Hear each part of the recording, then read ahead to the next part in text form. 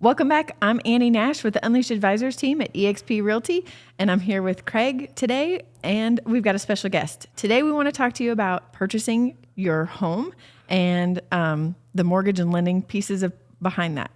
So the National Association of Realtors recently released the December 2024 numbers, and while December had the highest number of sales since February of 24, overall, the year of 2024 has been the lowest number of home sales in 30 years. 1995 was the last time we had numbers this low. It includes back when we had the Great Recession in 2008.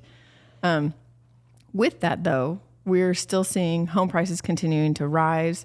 Interest rates are still fairly what people are considering high, probably in the last 5 years. And so the question is, can people afford to buy a house? Is now a good time to buy a house, or when is the best time to buy? Today, we've got Mike Owens with Cross Country Mortgage here to join us. And hopefully he's going to walk us through some of the lending aspects and maybe demystify the whole process of buying a home. So thank you for joining us, Mike. Welcome. Glad to be here. Appreciate the invite. Yeah. So, Mike, tell us a little bit about yourself. I mean, just, how long you been in the industry and all that? I've been in this business for, seems like a whole life, about 27 years. Worked with 3 different companies in 27 years, so I don't jump around. And I found a good home with Cross Country Mortgage. Happy to be there. And let's get this show on the road. Let's start out with, tell us a little bit about what does somebody have to do to get a mortgage? Why is that important? Well, everybody wants to take part in the American dream. Homeownership is the biggest piece of that puzzle. It's probably your biggest asset in your lifetime. A lot of people don't buy homes on a regular basis. So taking part in the American dream is homeownership. Mm-hmm. And it has been a little tougher here recently, but we just have to deal with it and make the best of it and try to get a game plan. And at some point, you will find yourself taking part in that dream. Yeah. So when somebody starts their homeownership journey and they're just starting out, when they come and talk to us as agents and we tell them, you need to get pre-qualified, what do they need to bring to you or have ready with you to get that pre-qualification letter? Well, what I call it CIA. It's credit, income, and assets. First step is obviously knowing what your credit looks like, having verifiable income, and some assets set aside, reserves, things like that. We look at the credit. You need to know what your credit score is. That magic number really kind of tells a lender what you can qualify for. It's going to dictate interest rates program that you're going to be qualified for. 580 is kind of the cutoff typically. 620 for conventional, 580 for FHA, VA typically. But looking at that credit score, we can really determine, point you in the right direction, and look at that credit, figure out ways to improve the score if it's on the low side. Typically, though, a 740 is considered excellent and opens up a lot more doors for programs.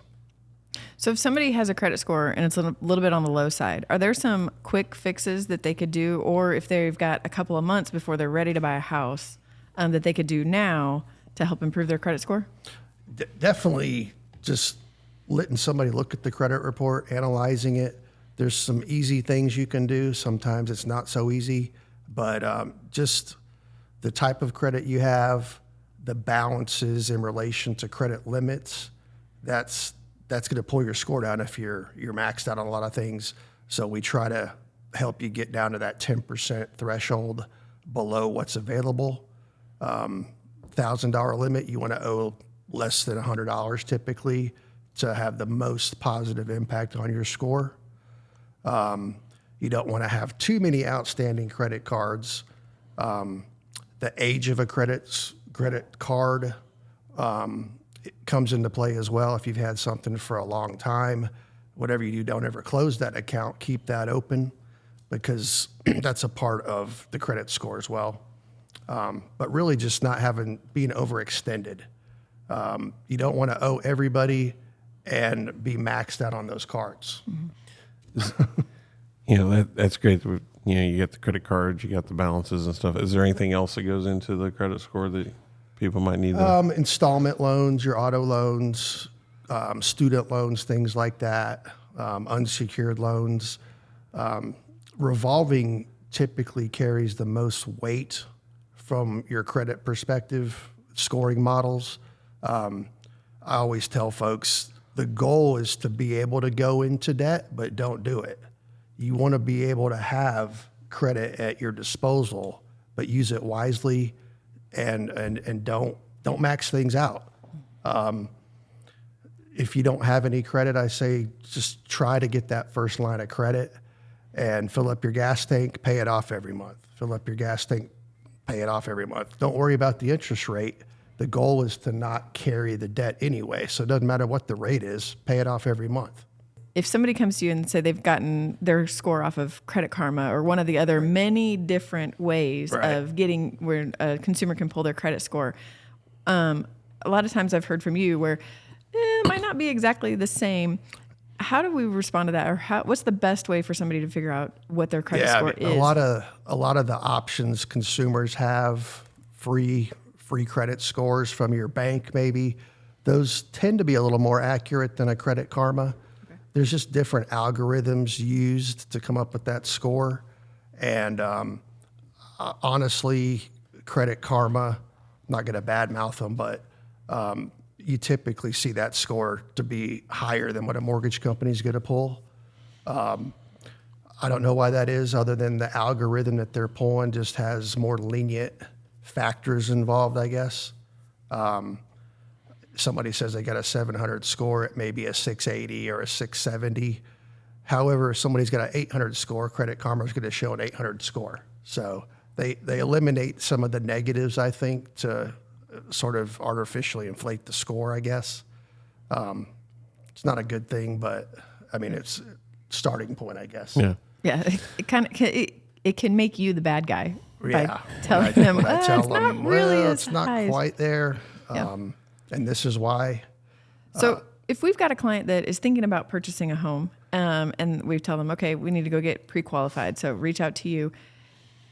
Is having them reach out to you and find out what their credit score is that going to hurt their credit? Not typically. We do a soft credit pull. That way we can actually see what the real scores are, what the credit report reflects, but it's not a hard inquiry. So it's a good step in the process because you're looking at a real credit report. You're just not having that hard inquiry happen. Okay. And there's kind of an issue in this industry with what's called trigger leads. The credit bureaus, in my opinion, are selling non-public information. You applied for credit, and there's lenders that will buy those lists and call you and harass you and really kind of use some underhanded tactics. They'll make you think they're talking with somebody on my team or the lender you've already talked to. They'll try to get you to do an application with them. A soft pull eliminates all that. So you know who you're dealing with, and it's not somebody hiding in the bushes, is the way I call it. Yeah, I learned the hard way. I had a client, we got them pre-approved, and then suddenly they were like, why do these people keep calling me and telling me who'd you give my information to? And I was like, I don't know what we're talking about. We don't sell it. Why would we do that? Right. We're not sharing any information, but the credit bureaus, that's a side business for them. They'll charge you for the report, but they also will sell that information to other lenders that want to jump in there and become part of the process. Those other lenders are sneaky too, because it will. You're right. Yeah. It sounds like they're calling on behalf of you. I work with Mike, or I work with Cross Country, whoever. Yeah. And then they don't. No, you don't. Yeah. So at what point do you do a hard pull? We usually do a hard pull when you're under contract. Okay. If scores are really high, just to eliminate the frustration of all these calls you're going to get, we might wait a couple weeks from closing. Okay. But there's legislation that's been proposed numerous times. It might come to fruition, and it gets passed just to eliminate the trigger leads. A bank, if you have a relationship with the customer, they'll let you get access to that information if you already have the mortgage with Bank of America or Wells or Cross Country for that matter. They'll notify us, but they're not going to sell it to everybody else out there. Okay. So after you guys understand the credit score and all that stuff, what's kind of the next step for? Well, yeah, there's credit, income, and assets, and we need to see a 2-year work history. It doesn't have to be the same employer. You just need to have that stable work history, not even the same industry a lot of times, but verifiable income. W-2s, pay stubs, that's easy to verify. If you're self-employed or a 1099, then we're going to need to look at tax returns, and typically you need 2 years of tax returns. For a commission-only 1099 or self-employed, you own your own business. I know there's a lot of legal write-offs, so you may make $500,000 and your tax return shows you made 60. And we understand that, and there's certain things you can add back to that bottom line. It's all specific to the industry and what those write-offs are that we can add back. So if you're self-employed, it's really important to let somebody look at those returns, analyze them, figure out what the usable income is. So the other thing you mentioned there was verifiable income. I think we've worked together on a couple, or if you've got somebody who's an hourly employee, but they get a lot of overtime, does that count? We could use overtime if there's a history of it. You typically want to see a 2-year history of overtime because that shows the stability. They don't just get it. They just started receiving it 6 months ago. There's no real stability there. But if they work hourly and get a lot of overtime, we can usually count that. You're going to take a 2-year average. If they made considerably more this year than last year, we're going to take that into account because obviously you don't want to be, you want to be kind of conservative on calculating the overtime income. Okay. So I keep hearing 2 years. 2 years seems to be a magic Typically number. 2 years. Yeah. There's some exceptions, but those we could get into those on a specific basis, I guess. Okay. So the third thing you mentioned was assets. What does that Right. look like? I mean, you typically need money for a down payment. Obviously, you can go as low as 3.5% on FHA. First-time buyer programs, conventional, you can do as low as 3%, 5%, and obviously 20% is not a requirement. There's a lot of programs that you don't have to put 20%, and so don't let that hold you back. But the down payment and closing costs typically as well, I usually tell folks to factor closing costs being pretty close to what your down payment would be, depending on if you're doing the lower down payment side, closing costs might be the same. So 3.5%, you might need 7% total. Of course, closing costs can be negotiated, paid by the seller, so that helps out a little bit as well. So speaking of closing costs coming from the seller, are there limits on how much a buyer could accept from sellers? There's limits depending on the type of program and the down payment you make. FHA usually will give you the most bang for the buck. You can get up to 6% typically. Conventional is going to limit that if you're putting down a lower amount, 3%, if it's below 10% down. But they really can cover any kind of closing costs, your prepaids for taxes and insurance, lender fees, title fees, sometimes the appraisal too. A VA loan for veterans, that's 100% financing, and the seller can cover up to 4% on a VA loan. Oh, okay. That's a purchase price. Okay. This brings me to an interesting question. This last year we had the whole commission lawsuit and all that stuff, and realtors are starting to write that their buyer commission into the contract as far as part of closing costs and stuff like that. So, I mean, what kind of challenges have you seen with that kind of approach to? I honestly haven't seen that come up yet. Okay. It's fairly new, and a good agent is going to know how to negotiate that Yep. and explain that it's always been this way.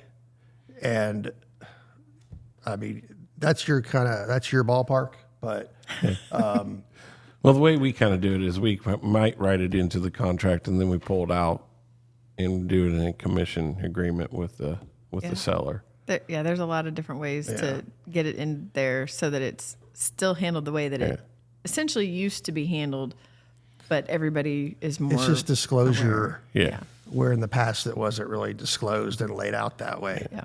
And we're very aware of those limits that you have on each type of loan. So we don't want to go past those things because it's just not feasible for the buyer or the seller. Well, and the other thing it does is if you've got too much in closing costs, then a buyer thinks that their cash to close is going to be something lower, and we have to tell them, oh, by the way, you can't accept all that. Right. Yeah. Any concessions have to be used towards costs. And if they agree to give you more than the costs actually are, we can make those costs get there by buying down your rate. So you're not going to leave money on the table typically. Yeah. So let's talk about buying down your rate. What does that mean? What does that look like? Well, this business has changed quite a bit in the last few years as rates have gone up. In the past, you could do a lot of no-point loans, but the secondary market for mortgages, that's basically who's setting rates. Most mortgages are packaged up and sold as a security on Wall Street, and investors want a certain rate of return. Historically, a loan might be on the books for 4 to 6 years, and over that period of time, they're collecting all that interest. But as rates have gone up, the shelf life is expected to drop because they figure at some point rates are going to come down and that mortgage is going to get refinanced and paid off, and the timeline is shrunk. So because of that, the secondary market is asking for some of that premium to be paid up front in the form of points. So most loans these days are going to have a point on them. It's just the nature of markets in general. If the timeline has shrunk from expected return, cut in half, they want to get some of it up front. So a point is 1% of your loan amount. It's basically your prepaid interest. Yeah. So you're prepaying some of their return up front since they know they're not going to collect it over the normal horizon. So there's some other programs out there that could help buyers have a lower monthly rate or mortgage payment that we could roll into closing costs or anything like that to help affordability? Well, there's buy downs. There's a temporary buy down, which there's 1, 2, 3 year temporary buy downs. A temporary buy down means that the rate is lower for a set period of time, not for the life of the loan. Like an adjustable rate can have a fixed period, 5 years, 7 years, 10 years. A temporary buy down, for instance, it's a 2-year buy down. Say your rate starts out at 7%, and you do a 2-1 buy down. In year 1, your rate is 2% lower. And then the second year, it's 1% lower than that start rate. And then from there on out, it's at that original rate, say 7%. The seller does have to pay that for you. It's really kind of a subsidy. They're basically prepaying your interest as a subsidy. So that money is set aside and it's put in an escrow account, just like your taxes and insurance, and your servicer or lender is then making up that difference out of that subsidy. So it's a good program.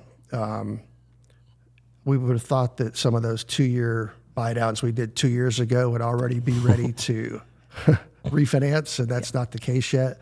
But the borrower knows going in, this is not a permanent discounted rate. And they're qualified on the higher rate anyway. So you just have to be comfortable with that final rate, the permanent rate and payment versus that discounted rate. And I tell a lot of folks that do that. I've done a handful of them. I usually tell them to take the monthly savings and apply it to principal, get in the habit of the higher payment.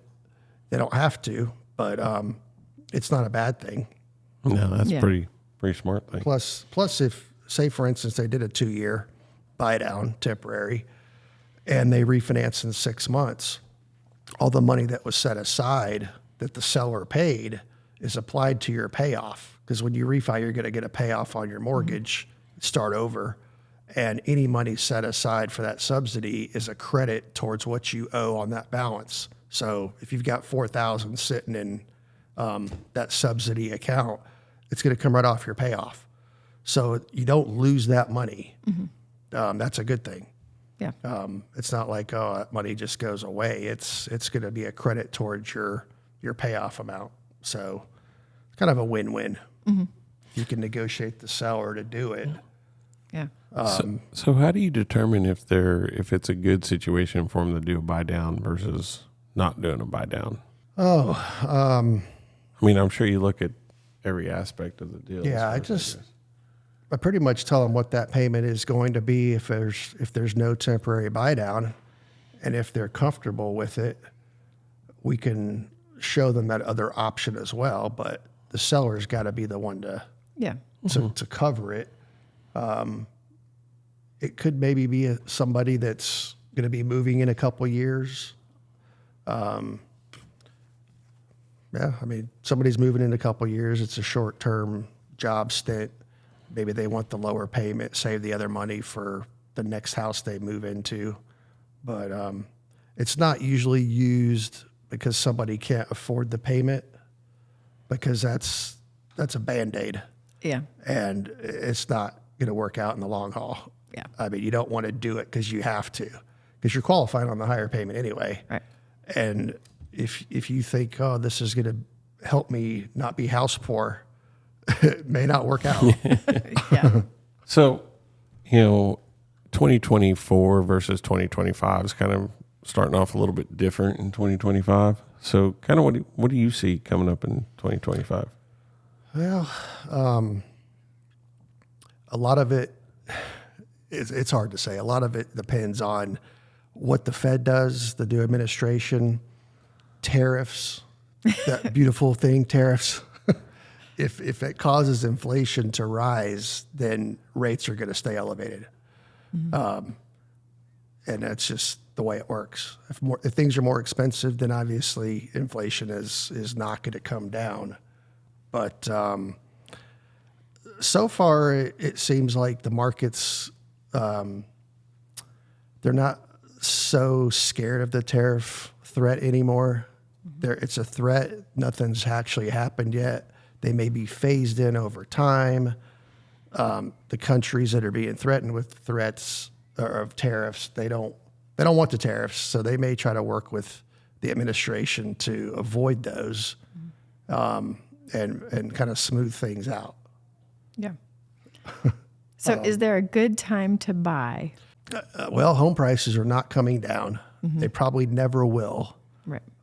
There's just not any inventory. The only thing I could see that would cause inventory to spike would be rates drop dramatically. So the people that have a house that's paid for, or their 3% rate, are no longer locked into that. And even then, I don't think it's going to cause prices to drop, because that many more people will want a mortgage. There's going to be even more demand than there already is. Yeah. So I don't really see prices coming down. There might be pockets of the country that prices have come down. There already are some that were jacked up to begin with. Yeah. Or a high percentage of vacation homes, second homes, things like that. You've seen some declines in some markets, 10% in Florida area. And a lot of that has to do with the insurance costs going through the roof. If insurance has tripled in 3 years, it's just less demand because you can't afford to pay that insurance premium. So that's not really anything they can control. Yeah. But prices aren't going to come down. No, that's kind of what we're seeing as well. As rates come down, demand's going to increase. And prices will go up. That's going to push property values that much higher. Yeah. It's different than 2008 meltdown, where you had stated income loans and everybody was buying an investment property. It's just completely different. Underwriting standards are night and day. Yeah. Everything's verified. you don't fog a mirror and get a mortgage anymore. Yeah. That's pretty much what it was. That's a good way to put it. So, Yep. Yeah. What advice would you give a buyer right now? I mean, Well, my advice is to look at your timeline. Figure out when you want to buy, why do you need to buy, and what you want or what you need versus what you want. If you're renting and you have 9 months to go on your lease, your timeline's stretched a little bit unless you can get out of that lease. But really just figuring out why you want to buy and when, and then get ready to do it and pull the trigger, get an application, and just see where you stand is really the key. But what you need now and your timeline, really. So from your point of view, how long does somebody need, say, well, they've decided they want to buy a house. How much time should they give themselves for that process? I mean, from a mortgage standpoint. Yeah. I mean, if we get you pre-approved, it's good for 90 days. And if you're pre-approved, unless something dramatically changes, you're still pre-approved. It's just an updated credit report, updated income documents, asset statements. So it's not like as soon as you apply, you got to do something quickly. Yeah. You've got time. But I do know from recent experience, if we've got somebody that needs to move quickly, We could do it. your team can do it. We got somebody they applied, and then we got all the way to clear to close within 10 days. 10 days. Yeah. So I mean, we could have closed last week, but we're closing this week. Yep.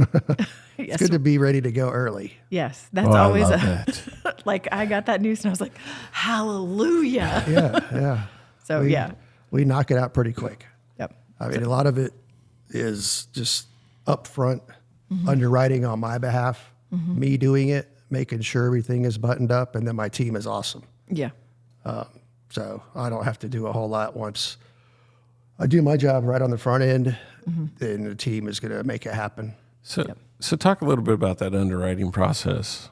I know, we get pre-approved and then we, do an appraisal and do all that stuff. And then we go into underwriting. Yeah, the underwriter is going to basically make sure I calculated income correctly and that the assets are verifiable. Then underwriter is just going to review the appraisal. It's got to obviously appraise for purchase price or you're renegotiating. They look at the title work, make sure the seller is actually the owner of the property. There's no liens that the seller needs to pay. There's no judgments that might come up against your buyer. There could be something that's out there that we don't see on the credit report.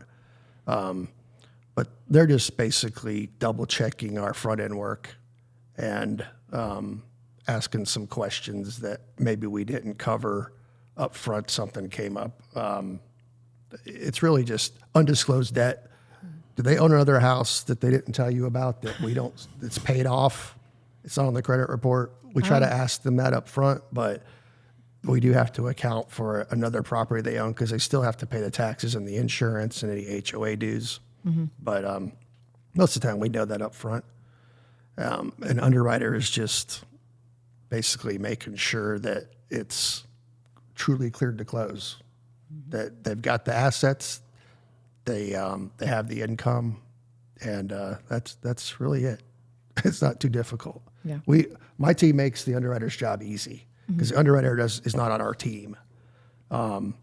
Processors and me and my team, we basically button it up and let the underwriter do their checklist and make their job easy.